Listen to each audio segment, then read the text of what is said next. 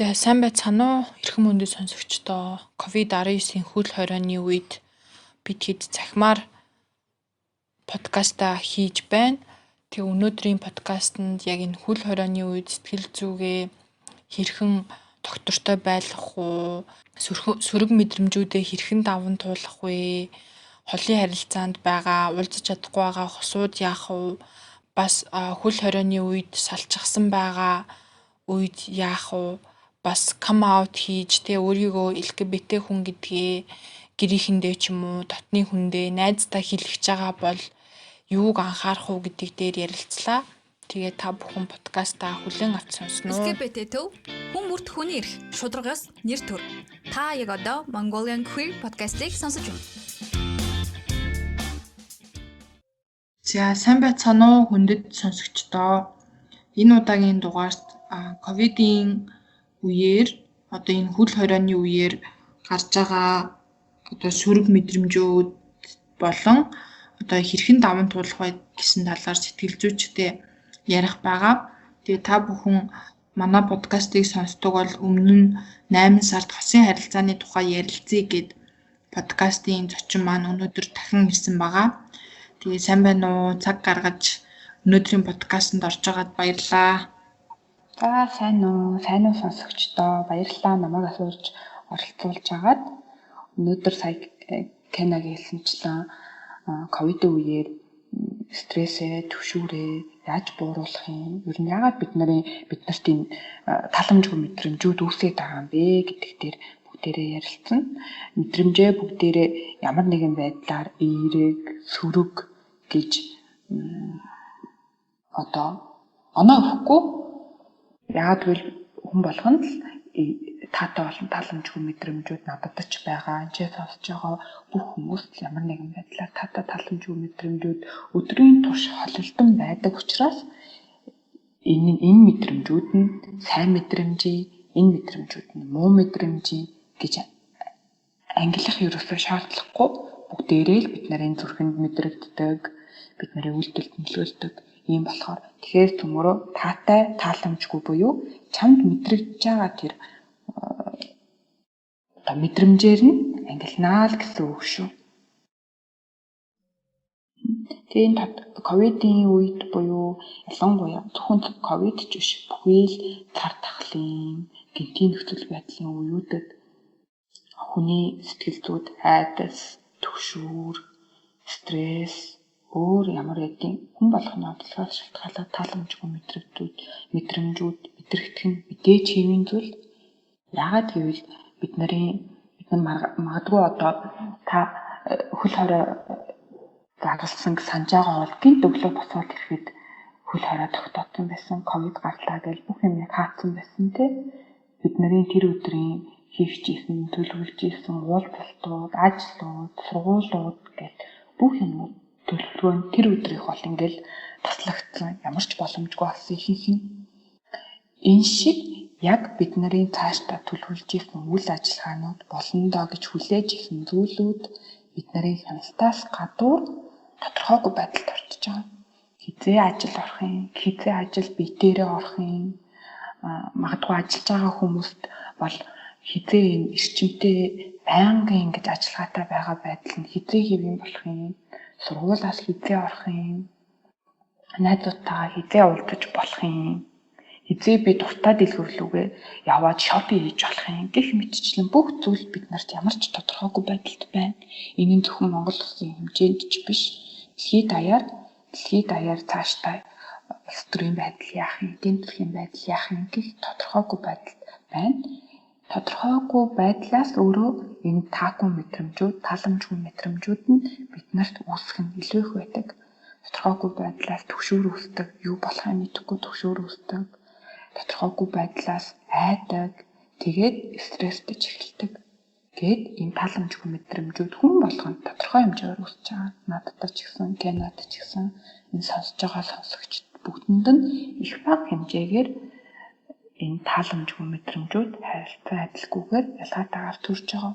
Тэгэхээр хэрвээ танд одоо үнэхтэй, ганцаардалтай, уйтгартай, айдастай, түгшүүртэй, санаа зовнилтой байгаа бол энэ чи хэвийн тул гэж бид нар харах нь.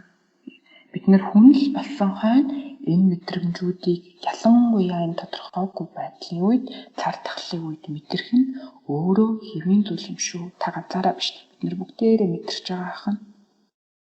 Ялангуяа сэтгэл хөдлөлөө хэвийн үеүүдэд хэрхэн эрүүлэр тогтвордог байсан, даламжгүй сэтгэл хөдлөлүүтэй хэрхэн илэрхийлдэг байсан, хэрхэн даван тулдаг байсан гэдгээс нь шалтгаалаад одоогийн нөхцөл байдалд түвшүүрийн хэмжээ нь ямар байна, тэрийгээд хэрхэн даван туулах юм гэдг нь бас харилцаа адилгүй болчихж байна. Өмнөх хэвийн нөхцөл байдлуудад та таламжгүй мэдрэмжүүдээ даван туулахад бүр хэцүү нэлээд танд чармаалж шаарддаг байсан бол одоогийн нөхцөл байдалд танд бүр хүндээ тусчиж магадгүй. Эсвэл та өндөр настай бол хүүхэд бол эсвэл эмнэлгийн ажилтнтай бол өөрөө эмнэлгийн ажил хийдэг бол онцгой байдалд ажилтдаг болч гэдэг юм уу те, эсвэл хүнсний дэлгүүр ажилуулдаг болч гэдэг юм уу. Ийм эрсдэлтэй нөхцөл байдал руу улам ойрхон байх тусам бид нарын энэ таламжгүй мэдрэмжүүд нь илүү их мэдрэгдэнэ л гэж ойлгож болно. Тэгэхээр энэ бүгд л хэвийн гэдгийг бид нар хамгийн түрүүнд ойлгох ёстой. Та ганцаараа биш, бид нар бүгдээрээ л мэдэрч байгаа. Гэхдээ энэ үрдийн биш, тодорхой хугацаанд хизээ дуусахыг бид нар мэдэхгүй байгаа ч гэсэн дуусах нь тодорхой. Тэгэхээр хэсэг хугацааны дараа энэ зүйл ядаж ирчин багсна, хөл хорой аажуух нар суларч эхлэх нь тодорхой. Вакцин гарах нь тодорхой. Ингээд буцаад хүн ам дэлхийн нийтээрээ буцаад хэвийн амьдралынхаа хөвшилд орох нь тодорхой. Хизээ гэдгийг л мэдэхгүй байгаа учраас тэгэхээр энэ таламжгүй мэдрэмжүүд нь үрдийн таны амьдрал цаашдаа тэр чигээрээ юм болчихгүй байх нь гэдгийг санах ёстой. Тэгээд яаж даван тулах вэ гэдэг дээр анхаарлаа хандуулж чадвал бид нар хамтдаа бүгдээрээ энэ таламжгүй мэдрэмжүүдээ ядаж жоохон дамжих боломжтой байх нь.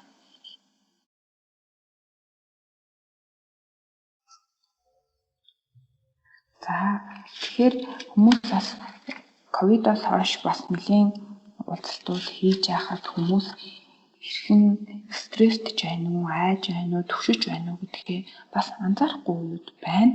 Анзаарахгүй байна. Асуухаар өвөө нэрээ дэж байгаа юм байна штэ гэдтэй бие өөрийн мэдрэмжээ ажиглахгүй үед байна. Ингэж ажиглах нь яагаад чухал юм бэ гэхээр хэрвээ бид нар ажиглахгүй, анзаарахгүй үл томсорлоод энэ мэдрэмжүүдийг яваад л байвал бүр эцэстээ энэ таламжгүй мэдрэмж маань бүр том болсны дараа эсвэл бие махбодд маань ямар нэгэн шаналл, зовнил, өвдөлт ирсний дараа бид нар ажиглахаас өөр аргагүй болсны дараа л ажиглаж эхэлдэг гэсэн.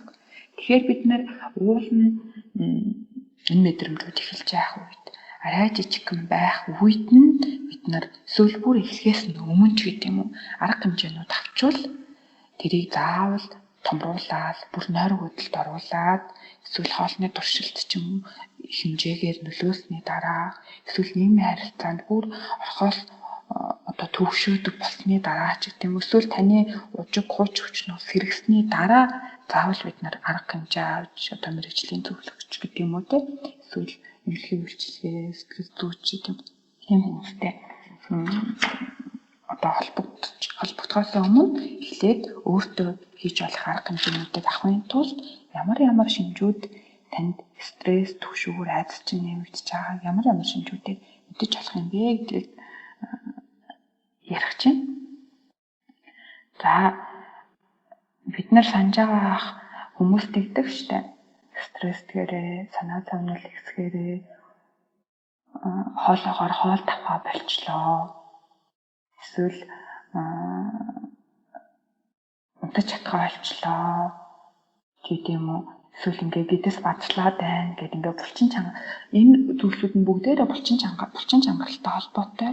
Хоолойны булчин чангарч байна, гэдэсний булчин чангарч байна. Тарих өөрөө унтаж чадхаа болцсон байна ч гэдэг юм уу? Тэгэхээр бидний сэтгэл санааны байдал бие махбодод ялангуяа хамгийн эхлээд булчинд маань нөлөөлөд байдаг бол бид нар энийг булчингаа эргүүлээд булчингаа чангалж сулалж өөрөө удирдснаар сэтгэл санааныхаа тэр тааламжгүй байгаа мэдрэмжүүдийг арай багасгаж таатай болох боломжтой гэсэн үг. За та булчингуудаа ажиглаад үзээрэй. Тухсгийн булчин чинь чангарсан байна уу? Суларсан байна уу? Ямар нэгэн байдлаар хүчээр өөрөө чангалаагүй байсан ч гэсэн стресс торхоор, төгшүүр мэдрэхээр өөрөө ирэхгүй чангацсан байдаг. Хэрвээ тийм байгаа бол та одоо хоёр хуруугаараа ингээд дух хөмсөг орчмоо нэг илээд судлаад өгөөрэй. За нурууныхан булчингаас ажиглаараа хүшсэн байна уу? Яасан байна? Өөрөө ирэхгүй та бүгдийсэн байна уу? Тэгвэл нуруугаа нэг тэнээлгээд Wonder Woman гэдэг шүү дээ. Нэг баатрууд хоёр гараа ташаандаа аваад эрэмгий зоригтойгоор ингээд зогсдог. Тэгвэл та энэ позыг өөр дээрээ аваад нэг 3 секунд, 5 секунд зогсоод үзтээ. Нуруугаа тэнээлгээд хоёр мөрөө твхийд тэнээлгээд хоёр гараа таацсан дээрээ аваад илүүс хэсэг дээрээ аваад ингээд нэг уушаа тэмүүлж байгаа мэт зогсоод үзтээ. Энэ зогсолтыг хийхэд аажмаар хүнд одоо таатай мэдрэмжүүд төрүүлдэг гормонууд бага багаар нэмэгддэг. Тэгвэл өдрийн зарим үеүүдэд бас энэ зогсолтыг хийж өөртөө итгэхтэй тэр үсэт байгаа тааламжгүй мэдрэмжүүдээ багасгаж болох нь. За гэдэс хэвлийгээ бас ажиглаад үзээрэй. Бага дээрээ чангарсан гэдэг нэг бөөгнөрсөн мэт байж магадгүй. Тэгвэл хоёр гараараа зөөлөн дэшээ харж хөвтж жаагаад илээд чангарсан эсгүүдтэй массаж хийгээд нэг үдтэй. Ихэнх хүмүүсийн хувьд бас ингээ хоёр шүтээ хооронд ингээ тас тавчилсан байдаг. Компьютер дээр юм хийж явахдаа, ном уншиж явахдаа ч гэдэг юм хийж явахдаа өөрөө ирэхгүй ингээ хоёр тавьчаад дуудсан байдаг. Тэгвэл энэ нас таны булчин чангараад стресстэй түгшээд тааламжгүй мэдрэмжүүд таны биед үүсээд байгаагийн тохионоо тайхна. За хүзүү хөвчлэн бас чангарсан байдаг, хуян хөөрнө гэж ярьдаг, хүзүү хөшнө гэж ярьдаг. Энэ мэтчлэнгээр дээшээ харж хөвтж агаад биеийн хэсэг бүрийн булчингуудыг ажиглаад үзээрэй. Миний булчин чанга байна уу, сул байна уу? Чангарсан байгаа бол тэрийг нь суллах гэж оролдож үзэх юм тийм ээ. Өөртөө массаж хийж үзэж болох нь. Тэр чангарсан булчингуудаа товших байдлаар суллаж болох нь гэх мэтчлэн та өөрийнхөө биеийг ингээд нэг скан хийгээд үзтээ. За бас нойр хоолны чинь дэглэм өөрчлөлт ороод байвал нойр өрөхгүй, хоолны туршил буураад байвал нэг зүйлд төвлөрөхөд ямар нэгэн зүйл төвлөрч ямар нэгэн зүйлийг хийхэд бэрхшээлтэй санагдаад байвал өмнөх хууч хүчинж гэдэг юм уу нөхцөлүүд чинь сэтрээд байгаа бол таймыг согтууруулах ундаа гэх мэтчлэн тоталтай юм шинжүүд танд ажиглагдаад байгаа бол ялангуяа хүүхдүүдэд жишээс чи ойр орхон хүрээд байгаа бол хүүхдүүд байнга л идэвхтэй идэг штэ. Энэ идэвхэн сулраад байгаа болоос төгшүүр, айдас үсээд байгаа илтгэж байгаа биеийн тохионоо тахны. За яг энэ тодорхойгүй байдлаас болоод бид нарт одоо энэ юмнууд үсээд байгаа юм бэ гэхээр тодорхойгүй байдлуудаа ажиглавал бид нар санхүүгийн хувьд тодорхойгүй байна. Хизээ одоо ингээ онлайнаар ажиллаж байгаад магадгүй цалин өгөхгүй өгөх юм уу ч гэдэг юм уу те зарим хүмүүсийн бар, ресторан, үйлчилгээний төвүүд гэл ихэнх бизнесүүд зогссон байна шүү дээ те. Тэгэхээр санхүүгийн байдлаас болоод хүмүүстээс стресс үүсэж байгаа хань эрүүл мэндийн байдлаас болоод бас стресс үүсэж болно. Би ковид тусчих болов уу ч гэдэг юм уу те. Эсвэл өөр эрүүл мэндийн шалтгаанууд, ажил, сургууль гэх мэтчлэн энэ олон шалтгаануудаас болоод энэ бүх тодорхойгүй байдлаас болоод бид нар саяны стресс түвшүүрүүд үүсээд стресс түвшүүрүүд маань бие дээр чинь хэрвээ та сэтгэл санаагаа ажиглаж чадахгүй байгаа бол бие дээр чинь аль хэдийн юм тохионод ирсэн байж болох юм аа гэдэг өөрийгөө ажиглаад үзээрэй гэж хаам шүү.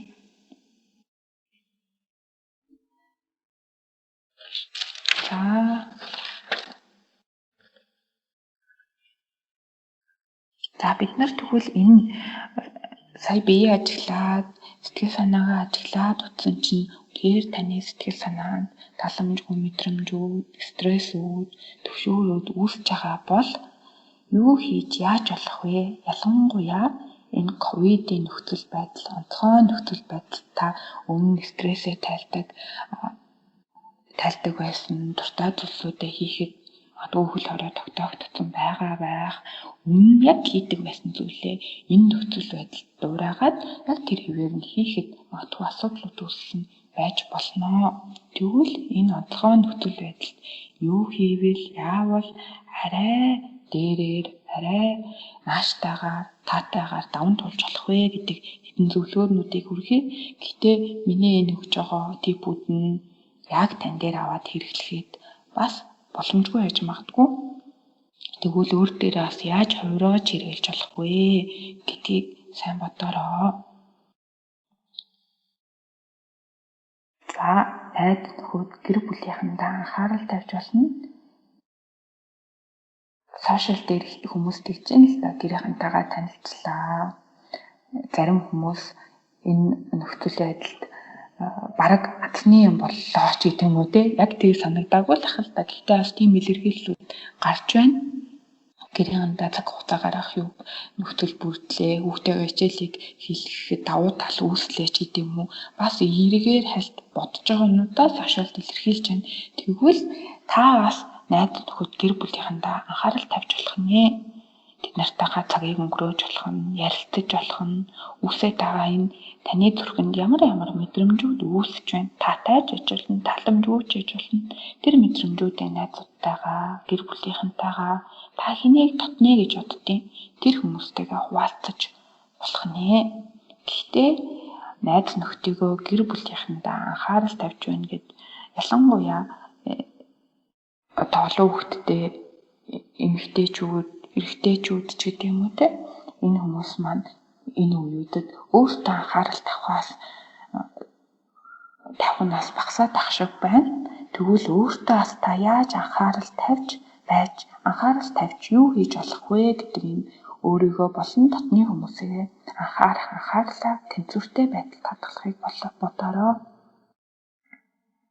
За тэгээ биеэр уулзах боломжгүй найз нөхөд, ажлын хамт олон, сургуулийн хамт олон ч гэдэг юм уу тийм ээ. Энэ хайртай дотны хүмүүс маань таны гэр бүлд байгаагүй бол тэр хүмүүстэйгээ видео чат хийх, дуудлага хийх гэх мэтээр өөрийгөө нийгмээс тусгаарлагдаад байна гэсэн тусгаарлагдсан мэдрэмжээ бууруулах боломжтой маа.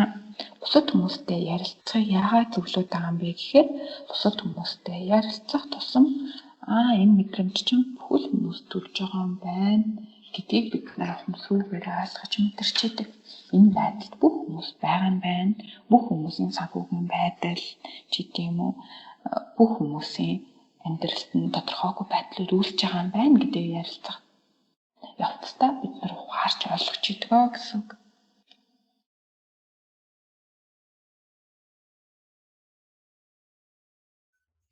За тэгэхээр одоо бүх хүмүүс ялангуяа нөгөө гэрийнхэнтэйгээ цуг амьдардаг LGBT хүүхдүүд одоо бас их нэмэлт айцтай байгаа. Тэгээд жишээ нь одоо гэрийнхэн нь утсыг хараад мэдчихвээ. Эсвэл байнга хамт байсаар агаад LGBT гэдгийг нь мэдээд одоо хөөчихвээ ч юм уу. Эсвэл нөгөө байнгын цугаагаа болохоор LGBT хүмүүсийн талаар одоо үзэн ядсан юм гэрийнхэн нь ярьдаг ч юм уу те. Тиймэрхүү нөхцөл байдалд одоо өөрийгөө яаж тайвшруулах уу, яаж даван туулах ёстой вэ? Тэгэхээр бид нар ер нь түгшүүр, айдас гэн таламжгүй мэдрэмжүүдийг мэдрэхдээ ихэвчлэн одоо цаг дээр биш, ирээд төсөөл өнгөрсөн лөө хандаад байдаг. Бидний тарих өөрөө одоо цагийг тайвшруулахаараа одоо цагийг мэдрэхээсээ илүү ирээд төсөөл өнгөрсөн лөө анхаарлаа хандуулад байдаг гэсэн үг байхгүй. Тэгэхээр хэрвээ танд одоо яг тийм айдас байгаа бол намайг мэдчихвээ. мэдчихэд ингэж вэ, тэгчих вэ гэд энэ өгүүлбэрийн бүтцийг харахаар дандаа ирээдүйн цаг дээр агаад хамт байсараагаа намайг мэдчих вэ. Одоо үед бол мдээгүй байна те. Мэдчих вэ. За мэдчихэд намайг хөөчих вэ. Натаа муухай харьцах вэ. Ингэх вэ, тэгэх вэ. Магадгүй өнгөрсөн үед танд тийм болсон болохоороо эсвэл найз нөхөд ойр дотны LGBT хүмүүс чинь тийм түгээмлэр тохиолдсон болохоор танд энэ найзууд байх энийг бол буруутгахын аргагүй энэ зүйл тохиолдох боломж байгаа учраас тэгэхээр эндээс яаж одоо цаг дээр сэргийлж одоо цаг дээр та юу хийж болох вэ гэж одоо цаг дээр авчирч ямар нэгэн зүйлийг төлөвлөж хийснээр магадгүй тэр санаа зовлон чинь буурч болно. Та өөрөөсөө асуугаад үзтээ та ирээдүйд болох тэр зүйлсийг өөрчилж чадах уу? Тэр тодорхойгүй байдлыг ингээд санаа зовлсноороо ямар нэгэн байдлаар өөрчилж удирдах хянж чадах уу? Ингээ асуухаар би ч ялгаагүй ирээдүйн хянж чадахгүй. Өнгөрсөнг бас хянж чадахгүй. Бидний хяналтанд байдаг зүйл бол би бас миний үйлдэл, миний сэтгэл хөдлөл, мэдрэмж, миний одоогийн байдал бол би өөрийгөө хянж чадна. Тэгэхээр энэ онцгой нөхцөл байдалд өөрийгөө хянж чадах, өөрийнхөө хяналтанд хийж чадах зүйлсүүд дээр анхаарлаа хандуулвал та ирээдүйд үсэж байгаа, ирээдүйд рүү чиглэсэн тэр үсэж байгаа санаа зовлтыг багасгах болно гэсэн үг. Магадгүй одоо Facebook чата дэлгэцэн дээр нь харуулдаггүй болгож болно ч гэдэг юм уу те хүн болгонд өөрөө ингээд асуунгууд би ингэж болох юм байна гэсэн бодлууд төрж байгаах гэж найдаж чинь би одоо цаг дээр юм хийж болох юм.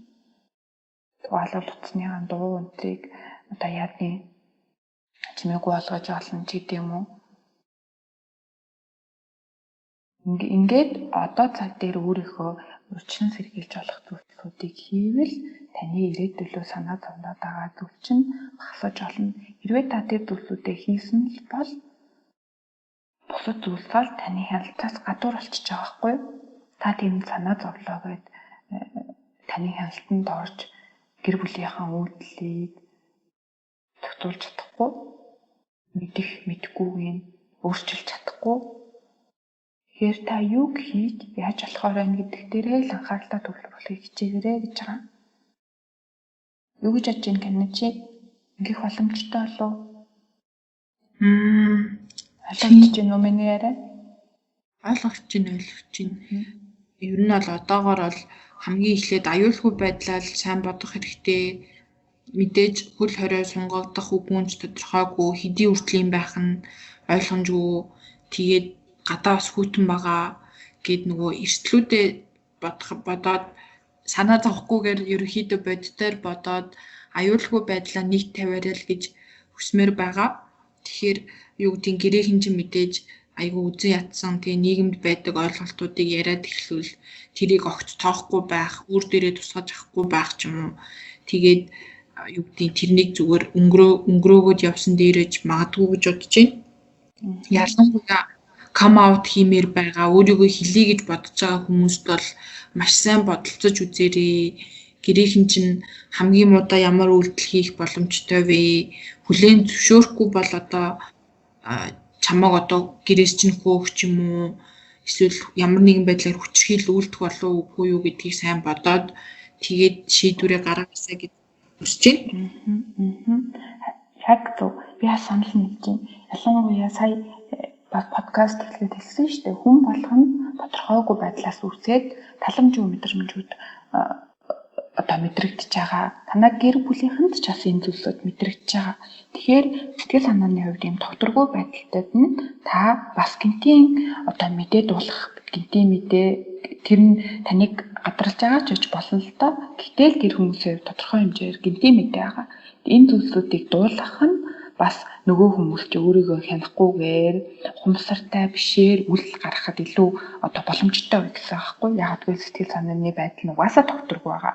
Тогтворгүй байгаа дээр нь гинтийн мэдээ дуулгах нь бас зөвхөн үе эсхийг Кенагийн хэлтгэр сайн бодороо. байгаа. За.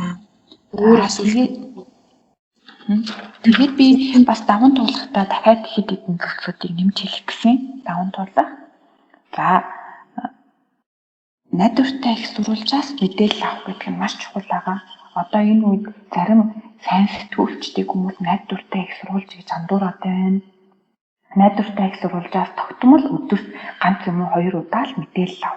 Бити байн ковидын үеэр мэдээллүүдийг ухаж түүгээл байн тэр өвчлөлийг яаж нэмэх чинь гэдэгт анхаарлаа бити хандуулаа гэж байгаа.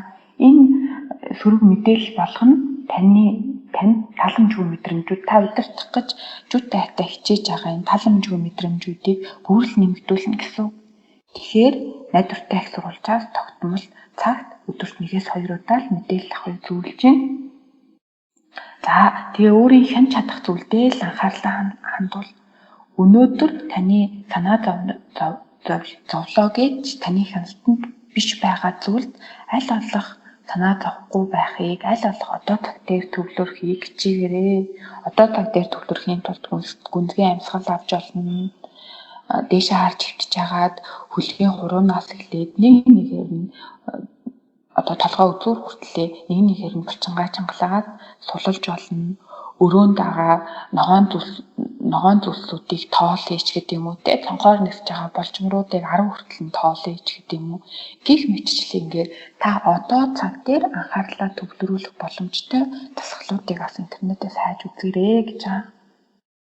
За тэгээ өмнөх хэвийн үеүүдэд бид нар юу хийдэг байсан бэ? Хэдэн цагт босдог байсан, хэдэн цагт унтдаг байсан, өдөрт хэдэн удаа хооллолдог байсан гэдгээ аль болох чадах чинээгээрээ нөгөө хэвийн үетэйгээ ижлэр авч явахыг хичээгээрэй гэж байгаа.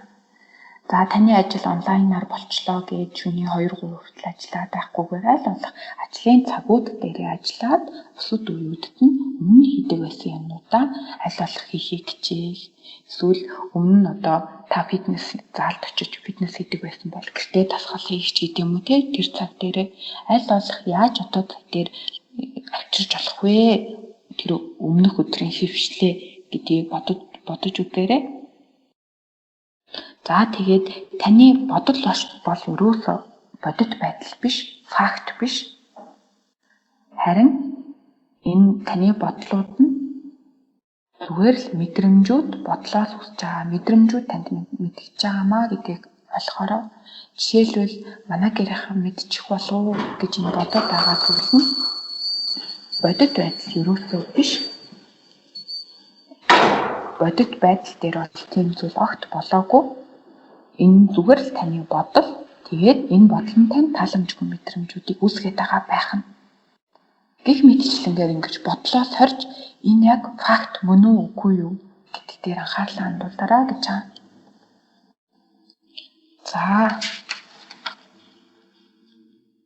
За тэгээд өөрийн аль болох төлөвлөж чадах зүйлс дээр анхаарлаа хандуулаарай. Өнөөдөр юу хийх юм? Одоо гэртээ ямар ажлууд хийх юм, яах юм гэдэг өнөөдрийн зүйлээ аль болох төлөвлөөрөө гэж байна. Энэ нь яагаад чухал юм бэ гэхээр бид нар тодорхойгүй байдал гэдэг бол бид нар төлөвлөж чадахгүй нөхцөл байдлыг хэлдэг те. Энэ тодорхойгүй нөхцөл байдал бид нар өөрийн чадах жижиг зүйлүүд төлөвлөх нь бид нарт эргээд хяналтан одоо миний амьдралд миний хяналтанд байгаа мэдрэмжийг төрүүлнэ гэсэн үг. Тэгэхээр аль болох төлөвлөөл нөгөө төлөвснөө чеклээл дараал хийснээ дараал ингэдэг шүү дээ тийм. Энэ зүйлсүүдийг жижиг гэлтгүй хийгээрэй гэж байгаа юм шүү. За тэгээд биеийн хөдөлгөөн дасгал бол бас нэлээд сайн арга. Энэ нь ад жаргалын гормонуудыг ялгаруулдаг, татаа сайхан мэдрэмжийг биед мэдрүүлдэг. Тэгэхээр тодорхой нэг өдөрт 15-аас 30 минут ч гэдэг юм уу эрчтэй дасгал таньтаа өөр тохирох нөхцөл байдал чинь хийж болох дасгалуудыг хийж болно гэж байгаа юм шүү. За миний өгөх зөвлөгөөнүүд ингээд боллоо. Тэгээд хамгийн гол нь энэ бол хэвийн зүйл, хэмээн үзэгдэл, үрдэм биш. Тодорхой хугацаа дуусгаад би ч гэрээсээ ажиллахаа болно. Би бас гэрээсээ ажиллаад байгаа. Гэрээсээ ажиллахаа болно. Буцаад одоо офис дээр очиж ажилладаг болно ч гэдэг юм уу те. Гэх мэтчлэн. Тэгэхээр хүмүүс бас ингэж аль болох өөрийнх нь хийж чадах зүйл дээр анхаарлаа хандуулж энэ цаг үеийг өөртөө илүү ээлтэйгээр таатайгаар даван туулаасаа гэж хүсэж байна. За надад нэг 2 асуулт байгаа. Одоо яг энэ үеэр салж байгаа хосуудад юу гэж хэлэх вэ? Хэрхэн даван туулвал зүгээр бэ? Зөвлөх үү? Энэ үеэр салж байгаа хосуудын бодлоор буцаад аягүй өгүүлж байгаа тэр хамт байсан үеүдээ өгүүлэх нь хүн болгон салсны дараа өгүүлдэг л дээ. Ямар ч асуудлаас олж салсан байсан тэгсэн тодорхой хэмжээний тэр хүний орон зай дутагддаг, өгүүлэгддэг. Тэгэхээр энэ үед бол нөгөө нийгмээс тусгаарлагдсан юм шиг мэдрэмжүүд хүн болгонд байгаа учраас энэ үед бүр их санаах өгүүлэх зүйлсүүд бий болж байгаа ах. Гэхдээ энэ бол энэ үедээ л холбоотой зүйл, тэр хүнтэй биш энэ үедээ холбоотой зүйл ахгүй юу? Таны сэтгэл санааны байдалтай ч холбоотой. Бид нэр ганц ах зүйл салтын үед ч биш. Хайртай хүнээс ахсан ингээд үерхээ болсон үед ч биш, салсан юм хосын харилцаа салсан үед ч биш. Энэ нэг одоо хавцлаар алдах, биеийнхээс нэг хэсгүүдийг алдах ч гэдэг юм уу те. Эсвэл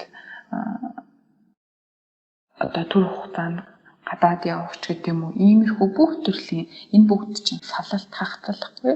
Энэ бүх салалт хахацлуудад бид нэр тодорхой үе шатуудыг даван туулж ойролцоогоор 6 сараас 1 жилийн дараа тэр хүний өгүүлэхээ санахаа тэр хүмүүгээр амьдарч сурдаг гэсэн үг. Тэгэхээр энэ байдал нь таны сэтгэл зүйн онцлогтой хамааралтайгаар тэгээд бас та хоёрын харилцаа хэр дотн байсан, хэр гүнзгий байсан, таны амьдралд ямар их орон зайг эзэлжсэн гэдгээс шалтгаалаад та энийг даван туулах хугацаанд бас бүр уртсаж магадгүй юм. Тэгэхээр та одоо санаж байгаа бол тэр хүнийг өгүүлж байгаа бол энэ нь хүн болгонд бас мэдрэгдэх хэвийн зүйл гэж ойлгоорой. Ялангуяа ноцгой нөхцөл байдалд та зөвхөн тэр хүн байгаа болохоор тэр хүнээс салцсан учраас энэ зүйлийг мэдрээгүй. Та өөр батаас, болтоос, дулмаагаас салсан байсан ч гэсэн яг ижилхэн юм санах, өгүүлэх, дурсах яагаад салчив та, юу бит хоёрыг салгачив та ч гэдэг юм уу те. Ямар мэдрэмжүүд төрж байгаа, ямар бодлууд төрж байгаа тэр бодлууд байна гэсэн үг шүү. Тэгэхээр энэ зүйл ахын. За бас хол байгаа уулзаж чадахгүй хосууд байгаа бах тэр ид маань хэр даван тулж байгааг бас сайн мэдэхгүй байна. Би хоёр захад байгаа ч юм. Яг тийм эсвэл тодорхой одоо хайртай өмнө нь өөр орон төрлөө яваад одоо хүртэл ирж чадахгүй байгаа ч гэдэг юм уу те. Энэ төлөвлөөгүй байдлаар хацвал амсаж байгаа хосууд байж магадгүй. Тэгвэл онлайн хэрэгслийг бид нар бол хүн болгоно л онлайнаар харилцахад бас харьцангуй боломжтой болсон байна шүү дээ тий. Тэгэхээр онлайнаар хамтдаа уцаар ярих, чатлах, за тэгээд энэ нөхцөл байдлыг хамтдаа яаж даван туулж болох юм? Нөгөө хөл хорионд орсон байгаа хүнд чинь ямар мэдрэмж төрж байгаа, таньдас ямар мэдрэмжүүд төрж байгаа гих зүйлсүүдийг хамтдаа ярилцаж ямар ч байсан энэ үеүүдийг хамтдаа даван туулж байна гэсэн мэдрэмжүүдийг би эндээ төрүүлэх хэрэгтэй. Хэрвээ ингэж чадвар та хоёрын харилцаа бүр таатай байж болно. Таатай болж болно цаашдаа. За тэгээд бас хэрвээ хөл хорионд ороод ч гэдэг юм ямар нэгэн байдлаар хавцал үүдсэн байгаа бол нөгөө хүнээс чинь бас та хоёр тайлалт чинь тааламжгүй сэтгэл хөдлөлүүд мэдрэгдэж байгаа. Энийгээ би эндээ гаргаж магадгүй. Би эндээ тааламжгүйгээр илэрхийлж магадгүй. Одоо ихвчлэн бид нар уураа гаргах гэж яриад байдаг шүү дээ тий. Уураа одоо хайртай хүмүүстэй гаргадаг энтергээд өгнөд ч байдаг. Гэхдээ энэ бол зөв зүйл биш, зөв зүйл гэж хэлээгүй. Энэ бол аль болох ийм нөхцөл байдлуудад өөр төрчүү тааламжгүй мэдрэмжүүдээ бас эргээр нөгөө хайртай дотны хүмүүстэй охиролгүйгээр ямар нэгэн байдлаар тэр хүмүүстээс өвдөлт мэдрүүлэхгүйгээр илэрхийлээрэ гэж байгаа. Энэ зүйлсүүд нь л өөрөө энэ жижигхэн энэ онцгой нөхцөл байдлуудад өдөр тутамд бид нэр хайртай хүмүүстээс тааламжгүй сэтгэл хөдлөлтүүдэд яаж илэрхийлж байгаа гэдгээс шалтгаалаад бас цаашдаа та хоёрын хамтын амьдрал, урт удаан амьдрал чинь хүчирхийлэлтэй байх уу, хүчирхийлэлгүй байх уу, эрүүл харилцаа та хоёрын харилцаанд байж чадах уу гэх дээр бас асуултууд үүсгээд явна гэсэн үг. Тэгэхээр онцгой нөхцөл байсан ч хамаагүй хайртай дотны хүмүүстэй сэтгэл хөдлөлөө илэрхийлэхдээ аль болох эргээр, таатайгаар хуваалцаж, ярилцаж илэрхийлээрэй гэж байгаа юм шүү. За маш их баярлалаа. Тэгээд маш хэрэгтэй зөвлөгөөнүүд өгч чадлаа гэж би бодож байна. Хэрвээ манай сонсогч нар асуултууд яг тодорхой ийм юмд би яах вэ гэж асуухыг хүсч байвал имэйлээр ч юм уу манай Facebook руу, Instagram руу чат бичээрэй. Бид хэд боломжоор холбогдоод асуугаад хариу өгөхийг хичээнэ. Тэгээд үнэхээр их асуултууд ирчвэл дахиад подкаст хийдэг ч юм уу тиймэрхүү байдлаар зохицуулахыг хичээх болно. За маш их баярлалаа. За баярлалаа. Тэгээд бас илүү дэлгэрэнгүй зүйл дахиад бас өөр сэтгэл зүйчдийн хэлсэн энэ ковидын үеэр яах юм гэдгийг сонсомоор байгаа бол ногоон бөмбөлөг грэм баллон гээд сэтгэл зүйн төвийн зүрхээ сонс подкастыг бас сонсож болно. Энэ дээр манай хамт ажилладаг сэтгэл зүйчид ковид-19 үед яаж төвшүүрээ тогтоолохын, дээрээс нь ковид-19 үед гэр бүлийн хүчирхийлэл болон бусад төрлийн хүчирхийллүүд маш их нэмэгдэж байгаа. Тэгэхээр энэ үеүүдэд бас хүчирхийллийн даван туулагчид юу хийж болох юм бэ гэдэг дээр бас зөвлөгөөнүүдийг өгсөн байгаа. Хэрвээ та бүхэн сонирхож байвал бас тэрийг олж үзээрэй, сонсороо гэж хэлэх байна. Би линкийн тайлбар хэсэгт оруулчий, та хэд ороод сонсорой. Би бас аюул сонсох дуртай. Тэр хагцлыг хэрхэн даван туулах вэ гэдэг подкаст бол намайг яг Access-ээс олж байхад аюул их тусалсан. Тэгэхээр тэрийг бас сонсоод хэрэгтэй хүмүүс нь. За баярлалаа. Баяртай. За баяртай. За төгсгөлд нь Test for UB подкастыг дагаарай. Гей, бисексуал эрчүүд болон транс эмэгтэйчүүд рүү чиглэсэн эрүүл мэндийн онцлог хэрэгцээнд тулгуурлан явагдаж байгаа компанид ажлын зүгээс хийж байгаа LGBT төв хүн бүрт хүний эрх, шударгаас нэр төр. Та яг одоо Mongolian Queer podcast-ыг сонсож байна.